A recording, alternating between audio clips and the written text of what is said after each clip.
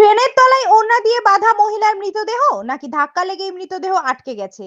আগে স্টেশন মাঝেরগ্রাম থেকে গাংনাপুর পর্যন্ত রেল লাইনে ঘসতে ঘসতে আসা মৃতদেহ ঘিরে চাঞ্চল্য সাত সকালে। আজ সকাল 7:30টা নাগাদ বনগাঁ থেকে শান্তিপুর গ্রামের ট্রেন থেকে গাংনাপুর প্ল্যাটফর্মে ঢোকার আগে যাত্রীরা লক্ষ্য করে ট্রেনের তলায় এক মহিলার মৃতদেহ ওড়না দিয়ে বাঁধা, অথবা ওড়নার সাথে বেঁধে রয়েছে এক মহিলার মৃতদেহ, যা সম্ভবত মাঝের গ্রাম স্টেশন থেকে রেল লাইনের সাথে ঘষা খেতে খেতে এসে পৌঁছেছে, যা ঘিরে সাত সকালে চাঞ্চল্য নদিয়ার গাংনাপুর স্টেশনে। তবে রানাঘাট থেকে আরপিএফ ও জিআরপি এবং অন্যান্য কর্মীরা আসার পর ট্রেন আগে পিছু করে ওই মৃতদেহের খণ্ডাংশ ছাড়ানো হয়।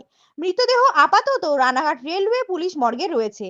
তবে ওই মহিলার পরিচয় এখনো পর্যন্ত জানা সম্ভব হয়নি। স্থানীয় কিছু মানুষজন অনুমান করেছে মাঝের গ্রাম স্টেশন সংলগ্ন সরকার পাড়ায় বাসিন্দা হতে পারে ওই মহিলা। তবে অবিবাহিত তিনি। নিছকই দুর্ঘটনা নাকি আত্মহত্যা নাকি অন্য কিছু? তবে মৃতদেহ ময়নাতদন্তের পর প্ল্যাটফর্মের সিসি ক্যামেরা ও রেলের বিভাগীয় তদন্তের ফলে তা বলা যাবে।